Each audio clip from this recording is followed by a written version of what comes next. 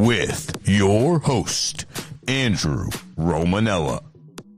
When you play Battle in Mario Kart and you don't turn off any of the items, there are bananas everywhere. I mean, it's like you're losing your balloons because you're slipping on bananas left and right. Bananas everywhere.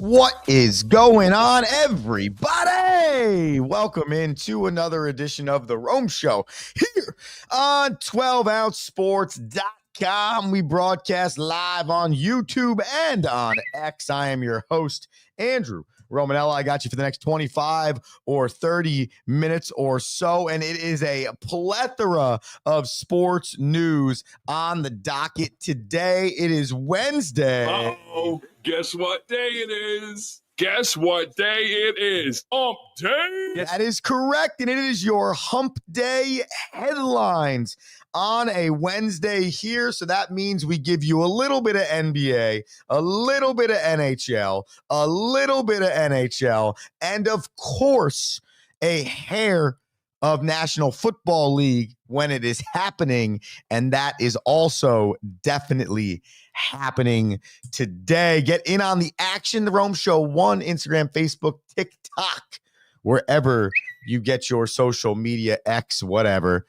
Just go to a social site, type in The Rome Show 1, get what you need, or the mothership 12OZ Sports. You miss any of the show, The Rome Show podcast, wherever you listen to podcasts. There's a breaking story in the National Football League that happened, I feel like, essentially as I was getting on the air right here. According to the sites, it broke about 10 minutes ago.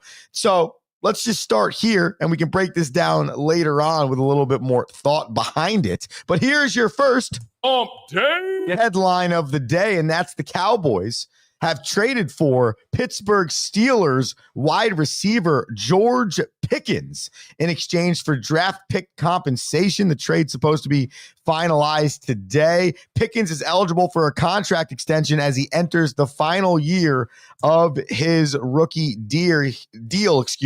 Pickens is 24 years old, got 59 catches, 900 yards, and 3 touchdowns last season. In each of his 3 seasons in the National Football League, he's amassed at least 50 receptions, at least 800 yards, and at least 3 touchdowns. So we'll see. Okay, the Cowboys, CeeDee Lamb, now George Pickens, had traded for Jonathan Mingo from the Carolina Panthers, I believe it was, during the 2024 season. Dak Prescott coming back healthy. We'll see. But I'll tell you what, I think both franchises, Steelers and Cowboys, are significantly different today than they were yesterday. The Cowboys, way better, okay? The Steelers, way not. Still not a fan of their quarterback room. Still not a fan of the weapons they have. Still don't think they did enough to become an offense and a team that can compete in the AFC North. Credit to our guy, Michael Carvelis here, who wanted to get in on the action with the George Pickens traded to the Cowboys. You can get in on the action like Mikey did, going to YouTube or X, and you can comment live on the show, and we'll put it right up here for the people, just as we did right there. So a surprise Hump Day headline to start the Rome Show. The NFL never sleeps. The NFL is like New York City. It's the league that never sleeps. 12 months out of the year, you're getting National Football League news. 12 months out of the year, people care about the National Football League. I mean, think about the draft. Seriously, look at the draft and think about how many hundreds of thousands of people engage in a city just to watch a dude get his name called. And there's no guarantee outside of like 1% of those guys that player is going to help your team. But it's football. It's the draft. We love it. So we nationally broadcast it.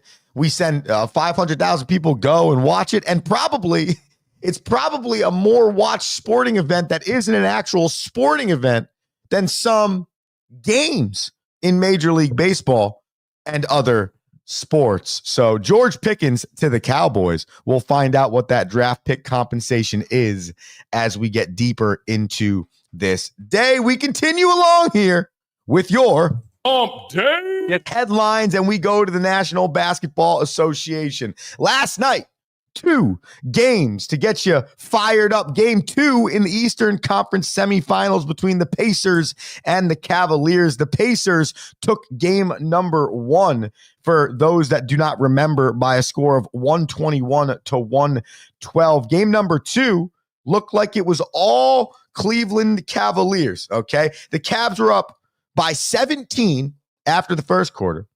Then they were up 61 to 50 at halftime.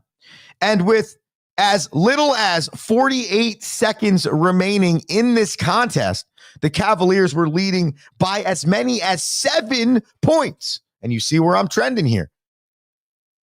Final statistic before I show you how this game ended. The Cavaliers, with 57 seconds remaining in the game, had a 95.9% win percentage. The Indiana Pacers had a 4% win percentage.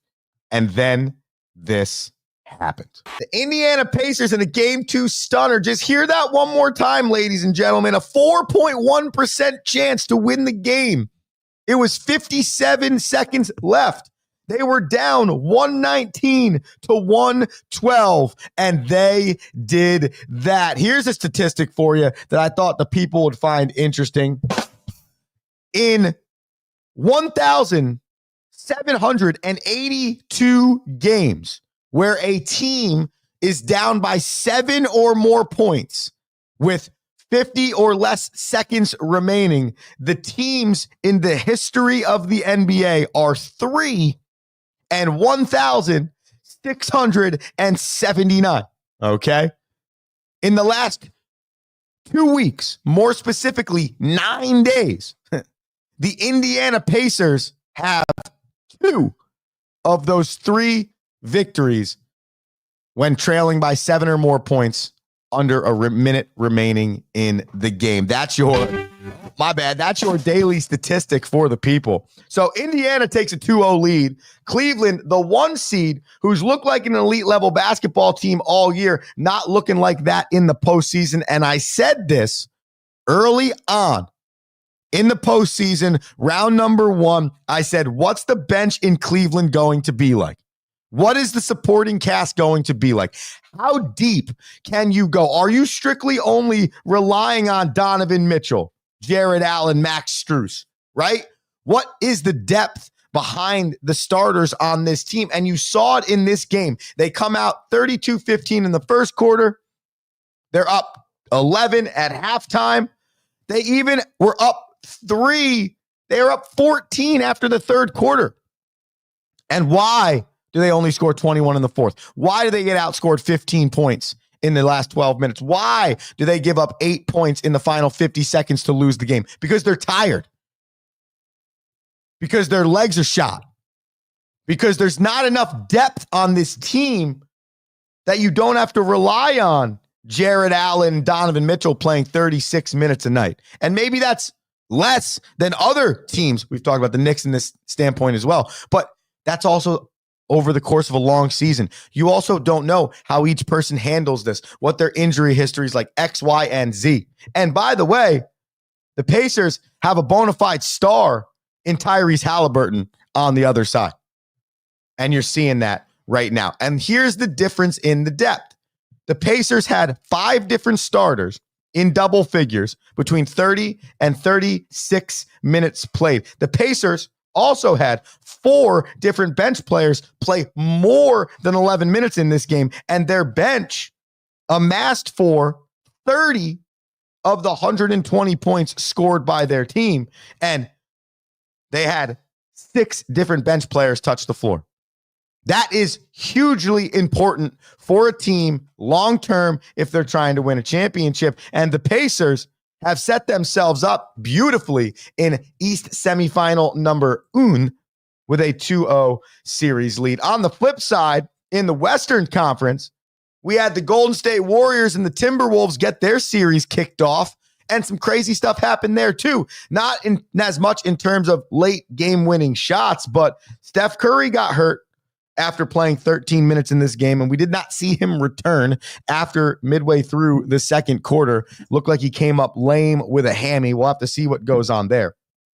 But the Warriors, they continue their defensive dominance, okay? In 8 games in the postseason so far, 4 times the Golden State Warriors have kept a team under 100 points, and 3 times they've kept a team under 90 points. And last night was a second of those 3 under 90, holding the Minnesota Timberwolves to 88 total points, including 11 in the second quarter, 20 in the first quarter, and 31 total in the first half. Now think about that, okay?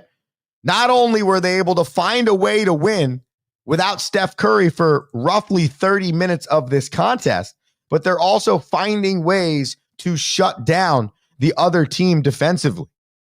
And again, Minnesota, another team with how deep are you?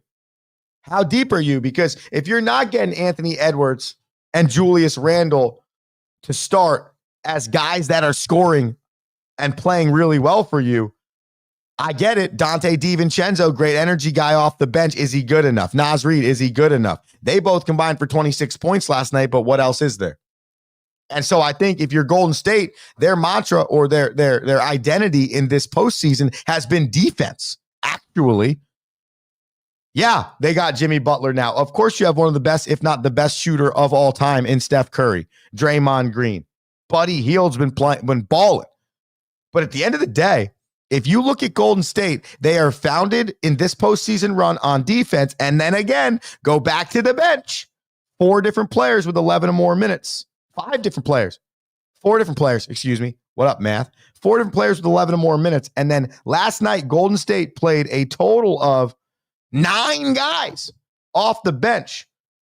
And their low bench numbers were 4, 6, and 9 minutes. That is successful formula right there. And I think that's why you're seeing a 7 seed in Golden State be able to go through the play-in tournament and be able to sustain a few injuries and then be able to still win basketball games because they can fall back on their defensive prowess right now. Tonight, you got game 2 of the Knicks versus the Celtics and the Nuggets at the Thunder. In both of these series, the low-seeded away team is leading 1-0, the Knicks and the Nuggets in that scenario. So we'll see, can the Thunder even up at home before they head on the road to Denver, or are they going to look a lot like their other number 1 counterpart in Cleveland and fall down 0-2 and get everyone saying, are they ready for this run or are they not? I do believe in the Thunder's depth, and I think that'll be a key. For the Knicks, I don't think anyone thought they were going to be winning that game before the game started. Then when they were down by like 20 in the third quarter, it was like, whoa. But they came back. They get a big victory, game 1 in Boston, and the series could look a whole lot different now, okay? Especially if they can get 2 in Boston. Those games are at 7 p.m. and 9:30 p.m. respectfully. Comments. Mike says, Steph Curry got hurt. Lacrosse legend Pat Spencer played well. That's good. I'm happy to hear that. And he also writes in, am I going to pick some bananas for the Celtics game 2 tonight? You know what, Mikey? I got no bananas on the docket right now. And if you're wondering why the banana segment's taking a slight hit recently, it's because we're so entrenched in baseball season right now, trying to win a championship. We got playoff game number 1 today in Pennsylvania at 3:30 p.m. that I've been trying to save the mental fortitude and the decision-making for the baseball field. But I do have some good feel on this Celtics and this Thunder game tonight. So we got 2 picks coming up for you, Mikey. We'll make them at 7:30. We got the Celtics and we got the Thunder. Well, Celtics versus Knicks, Thunder versus Nuggets. But yes, I will make them for you in about 11 minutes. I'll be back in about 2. We got a quick commercial break. We come back. We give you a National Hockey League rundown. Maybe a little Major League Baseball. There's a lot of parity through a quarter of the season. And I'll give you those picks for our guy, Monkey. The Rome Show 12OZ Sports. It's Andrew Romanella. It's you. We're back after this.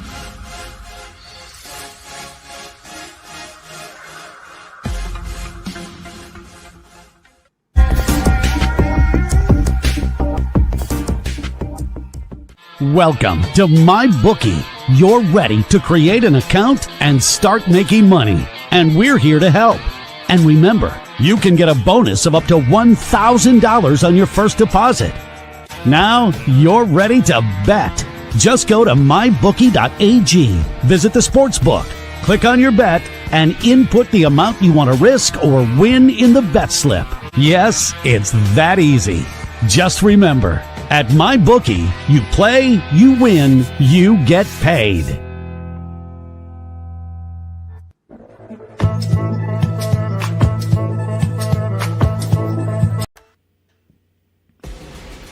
Need tickets to that next event? Well, at 12-Ounce Sports, we've got them with soccer anywhere in the world. Tickets to any venue, any sport. Want to go to NCAA or NFL football matches? We've got them. Yeah. Baseball at every level. Every Power 5 matchup is available. Don't forget, costumes and paint are optional. What's that? You want to go to Broadway? We have those too. Want to jam out? Every concert, every artist. That's right, at 12-Ounce Sports, we've got the tickets for less. 12ozsports.com/tickets. That's 12ouncesports.com/tickets. Slides right under the pad there. That's why they always tell you to get the pucks to the net. Andrew Romanella, The Rome Show, 12OZ Sports, YouTube, X, The Rome Show 1, social media, 12OZ Sports, social media. Follow us on everything. We're in our headlines era, as my fiance would say.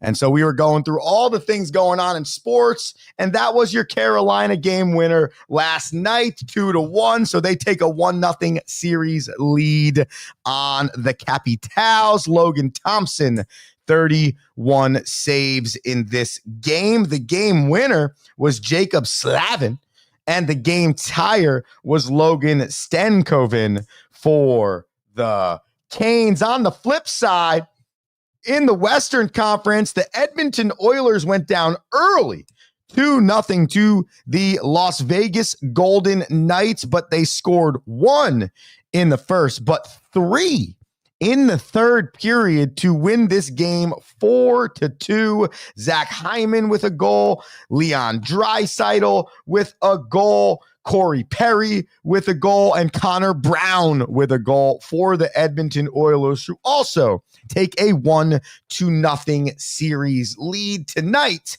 you'll get the Panthers down 0-1 to the Toronto Maple Leafs, game number 2, and the Stars at the Jets, game number 1. Those games are at 7 p.m.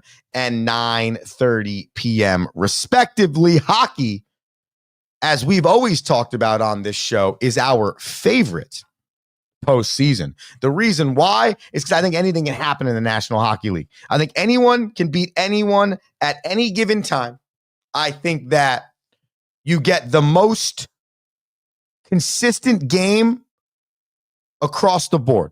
I truly believe that. From preseason to regular season to postseason hockey, I think the game just only kind of gets better in the exact same iteration you've been watching it all year. What do I mean by that? It's more physical in the NBA in the postseason than it is in the regular season.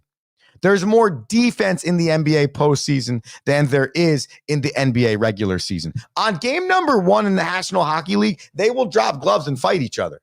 In game number 30, if you watch game number 30, and then I sat you down and I put you down and I gave you game number 1 of round 2 of the postseason, in a good way, it'd be really difficult for you to figure out, is that one the postseason or is that one? And that is why hockey is awesome. Whereas something else I realized, I was thinking about this on the commercial break, after talking about the basketball and all these comebacks. If you think about it, basketball's now gotten to the point, And it probably is because of the lack of defense or the lack of defensive ability that exists throughout the league, the lack of defensive prowess player to player that exists throughout the league. No lead is safe. Like, you could be up by 30 in the National Basketball Association, and if you have at least 6 minutes left in the game, you can make that lead back. And it's a combination of the poor defense that it exists and the three-pointer, right? I mean, the other night, the Celtics missed 46 threes. Not took, not made, missed 46 threes. Well, imagine you make half of those. There's your 30-point lead right there, plus bad defense. So each sport is uniquely different. And why I like hockey is because it is the most like its own self every single time you watch it. It's awesome. It is awesome. All right, let's finish this show with some Major League Baseball in our headlines. Here's the deal. All right. Speaking of parity, Major League Baseball has that right now. How about this? In terms of the standings, okay, there are 6 divisions in Major League Baseball. Currently, 4 of those divisions have 2 teams with 20 plus victories or more already. In terms of the top teams in Major League Baseball, the Dodgers have the most wins with 24. But if you look at team number 12, that also has 20 wins, only separated by 4 games. So you have 12 teams with 20 or more victories in Major League Baseball. Now, I say this on the heels of making the point, I think it was yesterday or the day before, about like how bad like some teams are. Like, there are certain things that need to change. Like, there's no reason why the Colorado Rockies should have a record of 6-28 right now. That's ridiculous. Like, I'm sorry, that is ridiculous. But that is partly the way the money is set up in baseball. And as we've talked about, their TV deals stink, and all of that needs to change. Therefore, revenue can be given throughout the entire league. They don't have a salary cap. They might need a salary cap. Okay. But when you look at teams 15, 20-1, the teams that are fighting for the postseason spot, the teams that are in the thick of this thing for the first quarter of the season, and let's see if they can do it for 120 more games. It's not just the Los Angeles Dodgers and everybody else. And so, even though the product in baseball has really pissed me off recently, even though trying to watch a baseball game is rather frustrating in this day and age because there's 19 different options on how you can find it, and there's a high probability that you're getting blacked out. Though all of those things have existed, I would also in the same breath say the game has never had such elite talent. The game has never been so efficient. The game, in a way, is kind of really fun. Problem is, you can't watch it. Problem is, there are certain teams that are so bad that you don't even want to deal with it. And then on top of that, there's just so much of it. There's a lot of it. 162 of it. And so when you couple 162 games, how much it costs to go to the game, the inability to watch the game easily, you lose out on the fact that this could be one of the best places this game has ever been, from speed to power to defense to pitching to base running to access to the players. This could be, in terms of talent level and what you could see on the field, one of the best iterations of Major League Baseball you'll ever see. But you lose out on that because of the inability to easily view it or get access to their players or a plethora of other things I could go on about right now, but I'm not going to because we have plenty of time to get into that. I told Mikey we'd make some picks to finish this show, so let's do that. It is time for your daily... All right, and we're going to do that in the National Basketball Association. There it is. Let's start with the Knicks and the Celtics. Okay, this game is in Boston. All right. The Celtics are favored in this game by 10.5. All right, now listen. The Knicks were getting slaughtered in the third quarter. Absolutely did I see this game being 127-93. Celtics, no doubt.